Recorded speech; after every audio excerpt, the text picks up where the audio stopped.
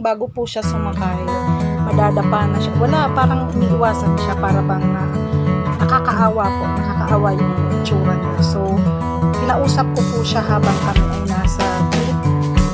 Ayan, habang ako ay papasok sa aking trabaho, kinausap ko. Alam niyo, nakakaawa po siya, namamalimos si kuya. Wala siyang pamilya.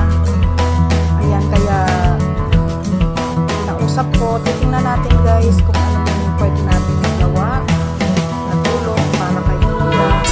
Siya si Kuya Peter. Ayan, isa po siya sa buhay. Isa siya sa buhay. Wala siyang kasama sa bahay.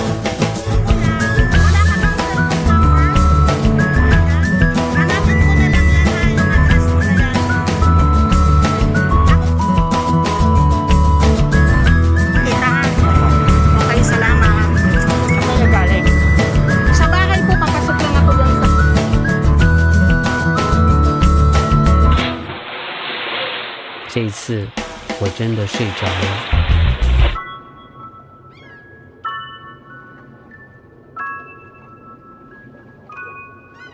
Niliwanan ko na para siguro kaya ako nagpumihot para makita kita. So kuya, hanapin kita ha. Ulitin ko nga kuya kasi malabo yung kanina.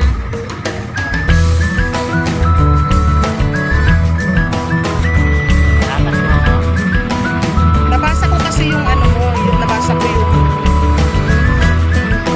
So araw-araw na kuya nag-iikot ka. Araw-araw nag-iikot ka.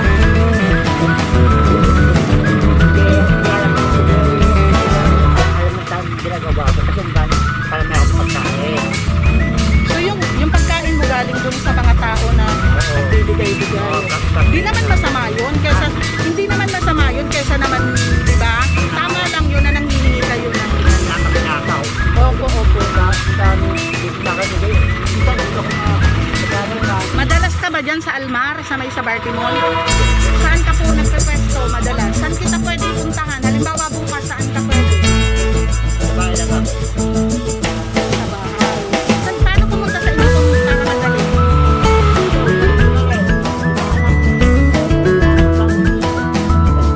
SM tapos? Sabarte tapos saan ka doon banda?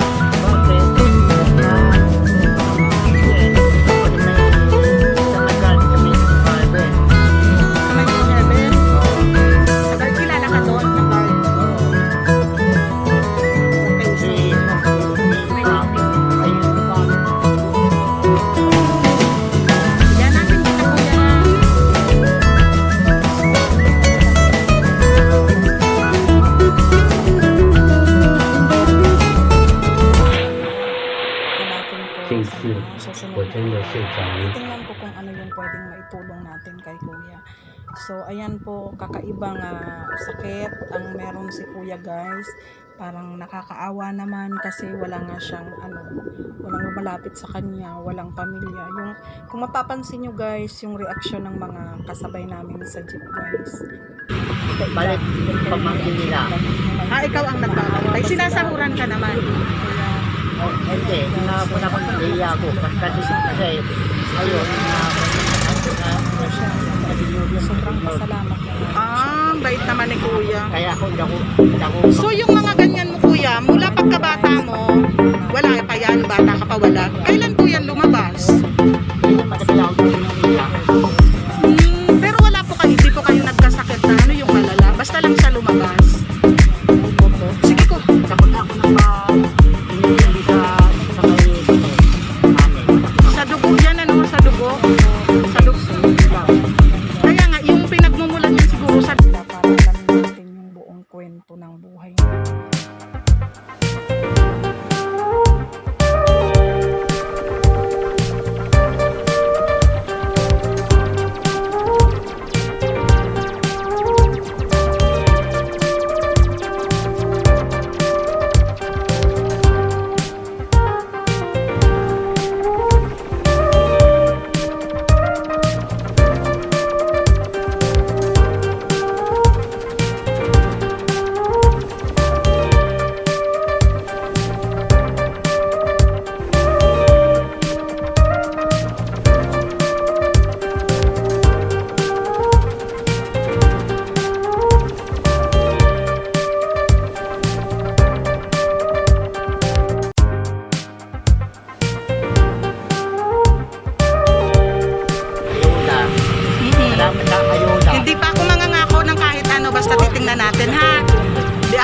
ako ng kahit ano. Titingnan natin kuya kung ano yung kayang gawin ha.